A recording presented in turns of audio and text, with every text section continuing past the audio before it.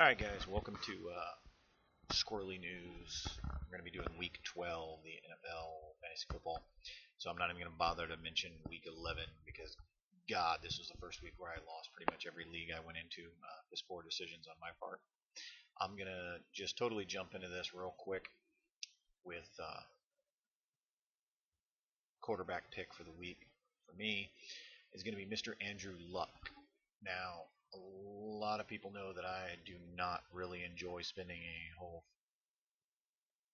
amount of money on one individual player, but this week I'm going with him, guys.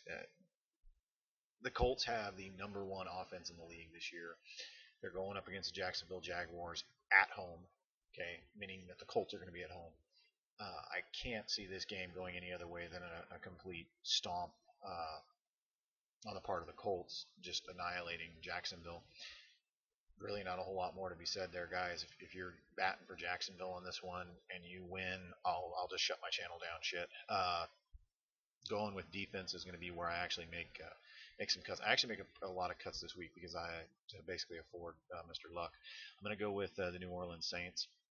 They're a little mismatched, I would say, against Baltimore, who ranks ninth in points per gain. But I'm taking this as an acceptable loss, like I said, just so I can afford Andrew Luck. I don't think that I'm going to. Honestly, I'm going into this expecting to get nothing out of the New Orleans Saints. As far as kickers go, this one was actually pretty obvious because I can't believe he's this price, but I'm going to be going with McManus with Denver. Denver's had a couple of crappy weeks, guys. We all know that, but I can't imagine that they're going to have another one in succession. Even if they do, I think it'll be at the very least, I think it'll be a much higher scoring game than last week. With tight ends, I'm going to be going jumping on Indianapolis. I want Dwayne Allen, um, but with his ankle issue and the fact that he's been missing practice this week, I may switch over and grab him and make a couple of minor adjustments. But I'm actually going to be going with Kobe Flinner this week, guys. He's going to probably end up stepping in to take over for Allen this week if he can't get squared away for the game. As far as wide receivers go, sorry, I'm going kind of quick, so I hope you guys are still able to follow. I'm jumping on Hilton. I always want to grab somebody from the team that I have with my quarterback. I think Hilton's going to be the guy kind of getting the most action this week, if you will. He hasn't had a great week, or I'm sorry, a great season, but I think he's got a pretty good shot this week. And again, the Colts being so high up in comparison to Jacksonville, this is a completely screwed game off from the starts. Watch, I'll be completely wrong, but who knows. And then I'm going to jump on Mr. Wes Walker. I'm sure everybody who knows, and if you don't know, I'll be the one to fill you in, that Mr. Sanders, Emmanuel Sanders, suffered a pretty bad concussion in week 11. With all of the BS that goes on in the NFL regarding concussions, especially recently, I don't believe that this is going to be something that he jumps back from. Even if he is perfectly okay, there's a lot of taboo shit that's going on. What was it, a couple of years ago when the NFL did their research into concussions, they wouldn't even release their findings uh, like publicly, and they basically, if I remember correctly, and I could be wrong, and I'm sure somebody knows the real answer to this, settled out of court, didn't want it all disclosed, which basically means they got something to hide. And now they do the concussion protocol and all that stuff. And Sanders is still doing that. I don't see him getting everything squared away, and even if he does, I think everybody's going to kind of hold him with kid gloves and coddle him, which gives Welker, sorry I said Walker, gives Welker a much better opportunity to kind of step in. Now, I'm also going to be grabbing Mr. Terrence Williams. The main reason for this, as everybody probably knows, is that the New York Giants and the Dallas Cowboys play each other all the time. They're two teams that know each other extraordinarily well.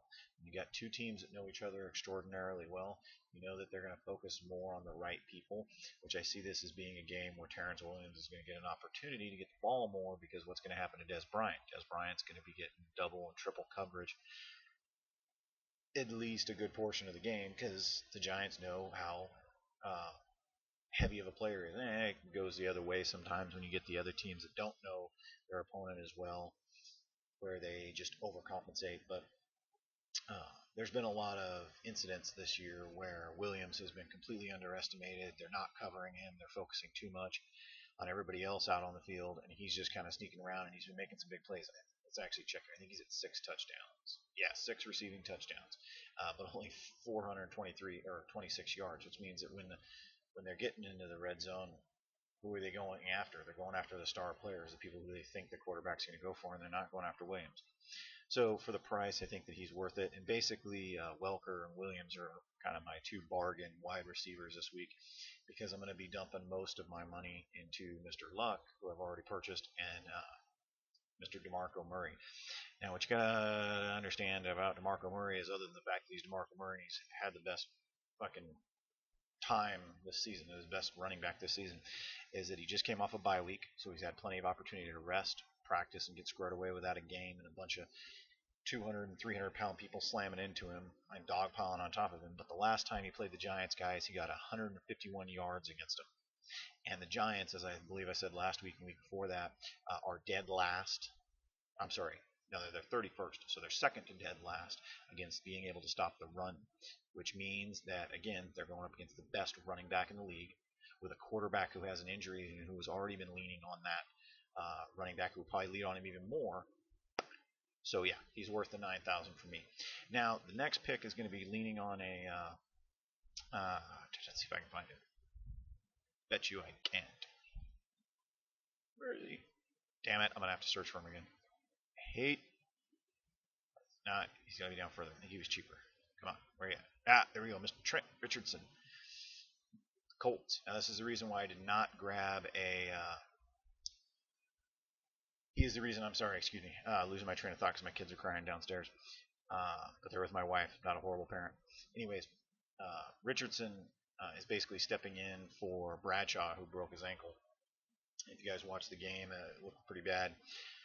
He's basically out for the season. Bradshaw's not coming back. Richardson's going to be one of those guys who finally gets an opportunity to step up, put in 100% now, or 110% if you will, so that he can show what he is worth.